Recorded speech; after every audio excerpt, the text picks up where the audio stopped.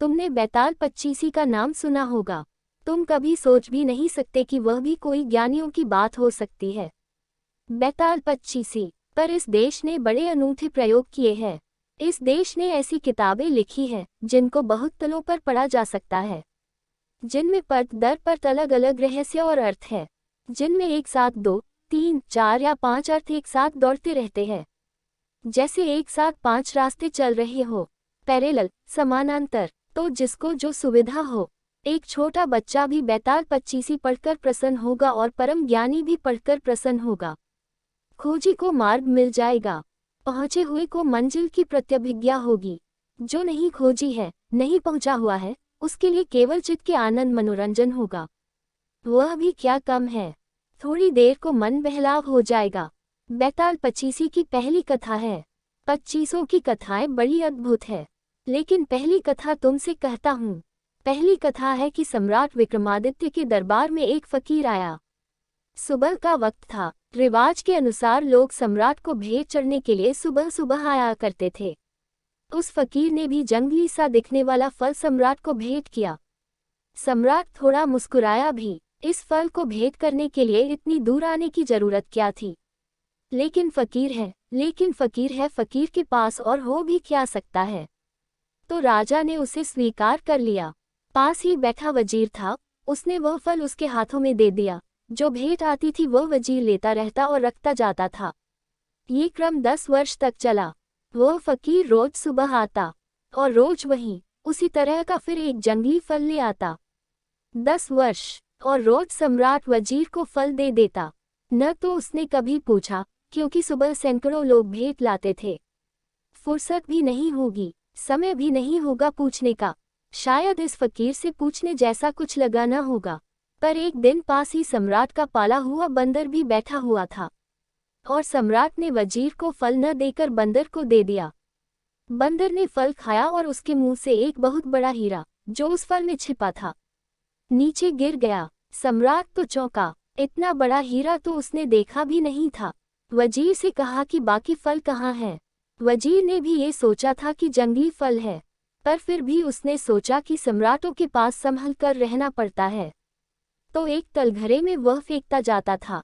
क्योंकि फलों का करोगे क्या, जंगली थे, खाने योग्य भी नहीं लगते थे, स्वाद भी ठीक नहीं होगा। तलघरा खोला गया, भयंकर बदबू से भरा था, क्योंकि सारे फल सड़ गए थे। लेकिन उन सड़े हुए फलों के बीच हीरे चमक रहे थे। ऐसे हीरे कभी सम्राट ने देखे नहीं थे। फकीर को कहा कि यह क्या राज है, तुम क्या चाहते हो, किस लिए 10 साल से यह भेंट ला रहे हो, और मैं कैसा अज्ञानी कि मैंने कभी देखा भी नहीं। मैंने समझा जंगली फल है, होश ना हो तो जिंदगी ऐसे ही चूक जाती है।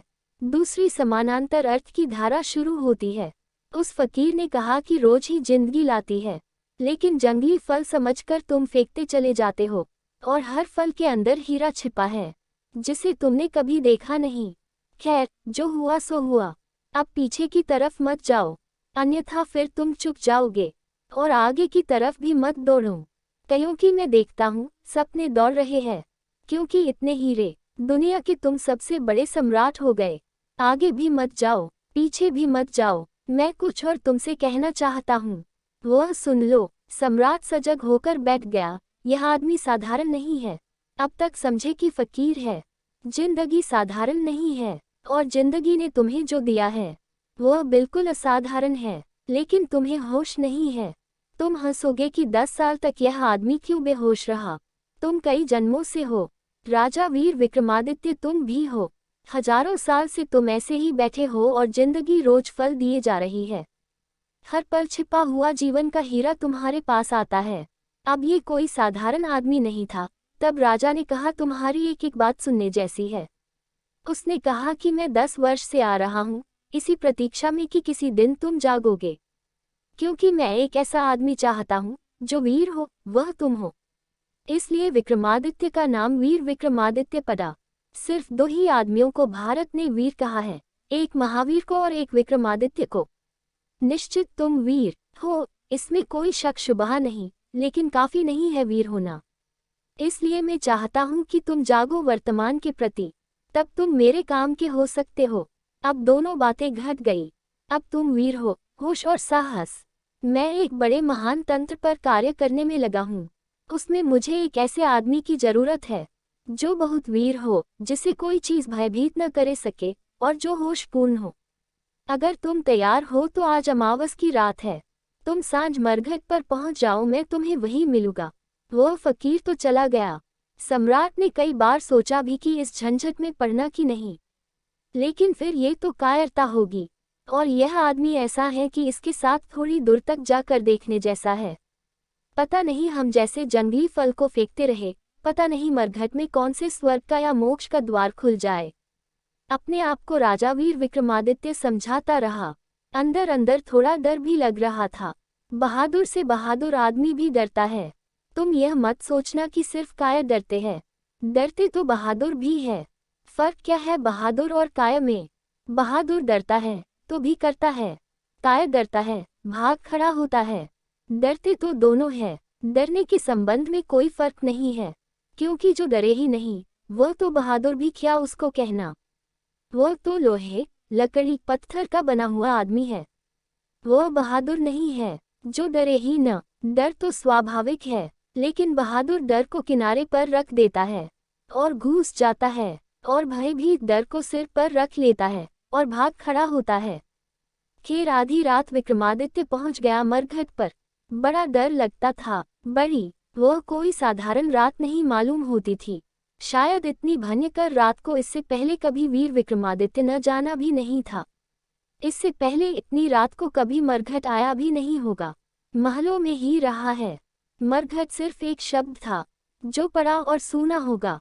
आज मरघट पर जीवन है, उसका दाव है। आज मरघट केवल शब्द ही नहीं रहा, आज एक अनुभव है। तुम भी कभी आधा रात अमावस की मरघट जाओ, तब तुम्हें इस शब्द का अर्थ पहली बार पता चलेगा।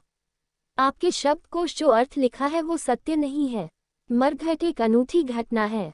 चारों तरफ रहस्य, चारों तरफ फैली एक गहन शांति की गहन तरंगे, भय, खतरा, भूत प्रेत की काल्पनिक चीख पुकार। और वह तांत्रिक अपना मंडल रचकर बैठा है नग्न।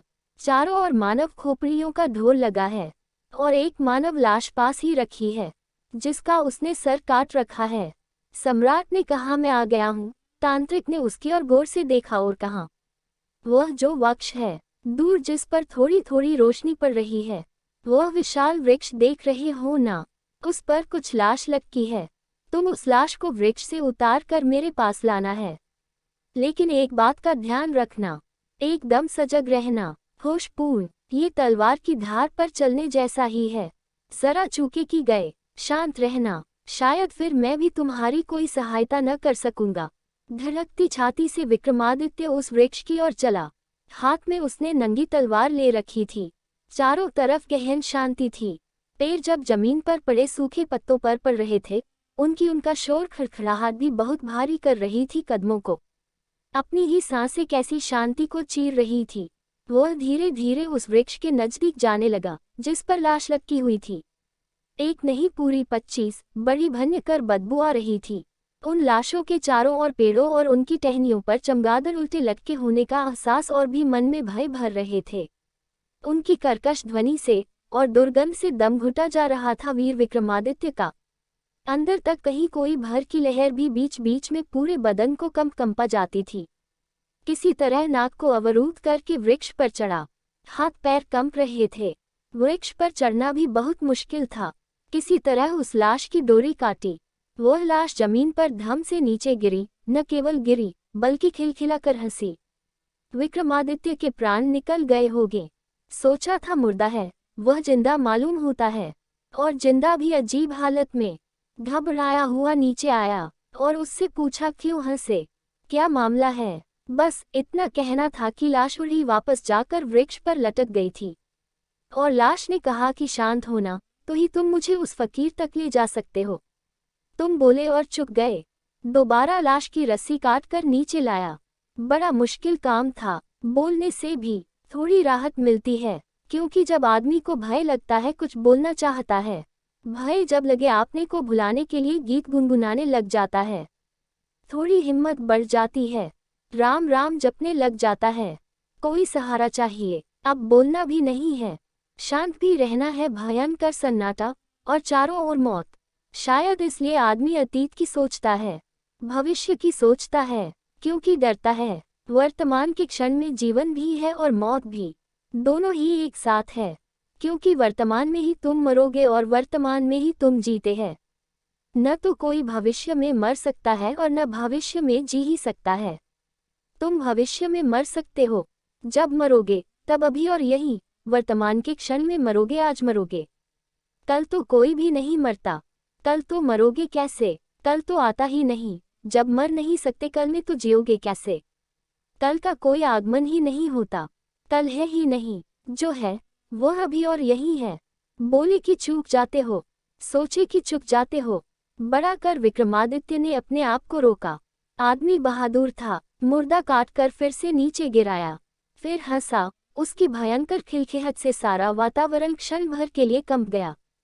छाती कंप गई, नीचे उतरा, मुर्दे को कंधे पर रखा, चलने लगा। मुर्दे ने कहा कि सुनो, राह लंबी है, रात अंधेरी है, और तुम्हारा बोझ हल्का करने के लिए तुम्हें एक कहानी सुनाता हूँ।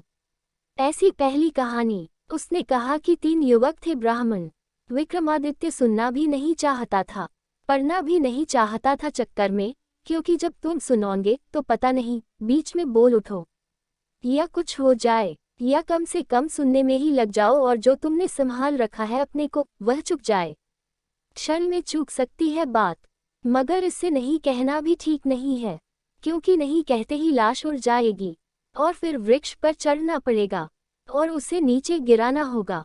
इसलिए विक्रमादित्य चुप ही रहा और वह मुर्दा कहानी कहने लगा। एक गुरु के आश्रम में 3 युवक थे, तीनों ही गुरु की लड़की के प्रेम में पड़ गए। कहानी में रस आने लगा।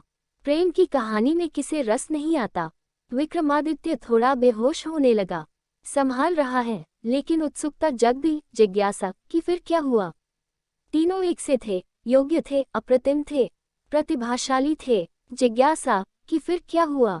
गुरु मुश्किल में पड़ गया कि किसे चुने और किसे छोड़। युवती भी मुश्किल में पड़ गई और कोई उपाय न देख कि कौन जीवन साथी बने।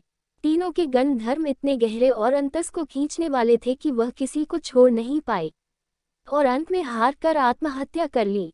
उसके लिए कोई मार्ग नहीं था।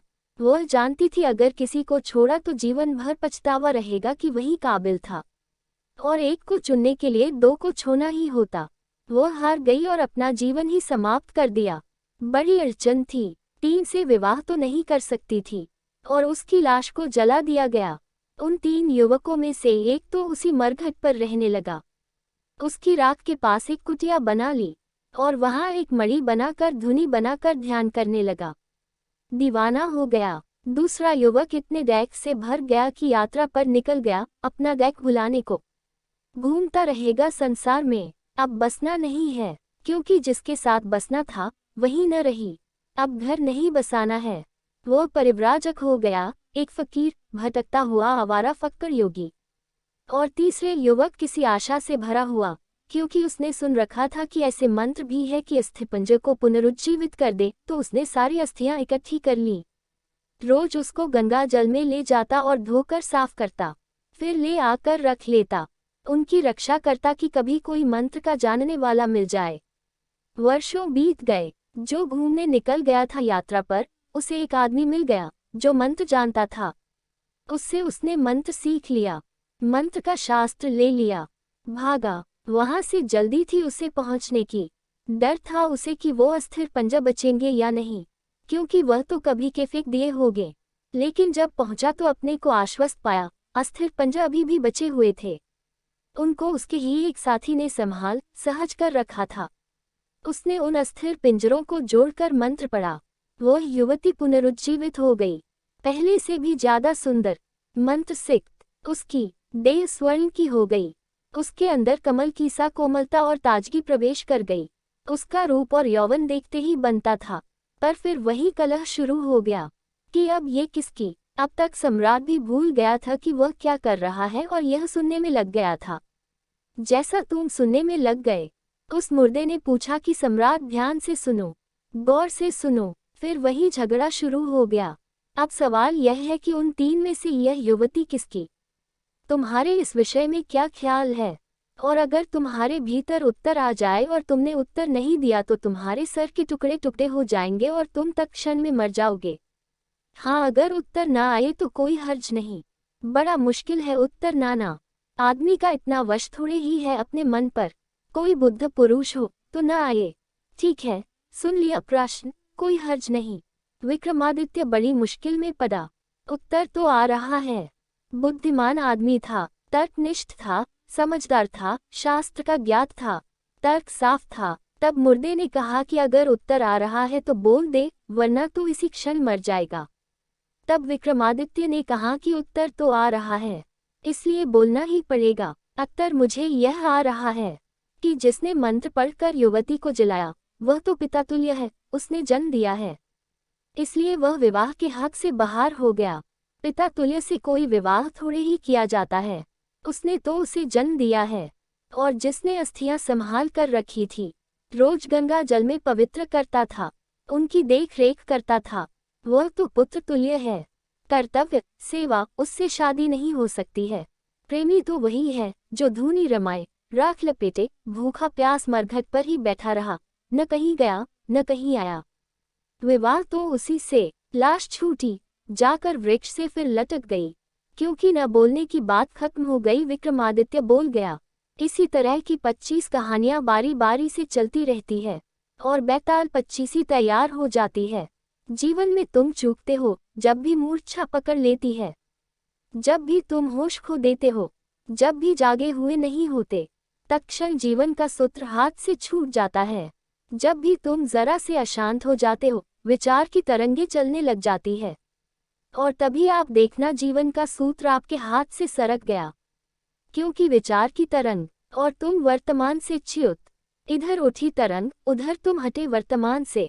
वह विक्रमादित्य हार गया। वह फिर ऐसी 25 कहानियां चलती रहती है पूरी रात और हर बार चुकता जाता है, हर बार चूकता जाता है। 25वीं कहानी पर संभल पाता है। हर कहानी में ज्यादा से ज्यादा हिम्मत बढ़ती है, साहस बढ़ता है, ज्यादा देर तक रोकता है, ज्यादा देर तक विचार की तरंगे नहीं अनुकंपित करती। 25वीं कहानी आते आते कहानी चलती रहती है। विक्रमादित्य सुनता रहता है, भीतर कुछ भी नहीं होता। तुम वर्तमान से गुजर जरूर रहे हो, क्योंकि और कोई जगह नहीं जहां से तुम गुजर सको, लेकिन बेहोश सोए हुए गुजर रहे हो। या तो अतीत में खोए हुए गुजरे हो या भविष्य में डूबे हुए गुजरे हो। वर्तमान से तुम्हारा कभी तालमेल नहीं बैठा है, वर्तमान से संगीत नहीं छिड़ा है, वर्तमान के साथ स्वर नहीं मिले।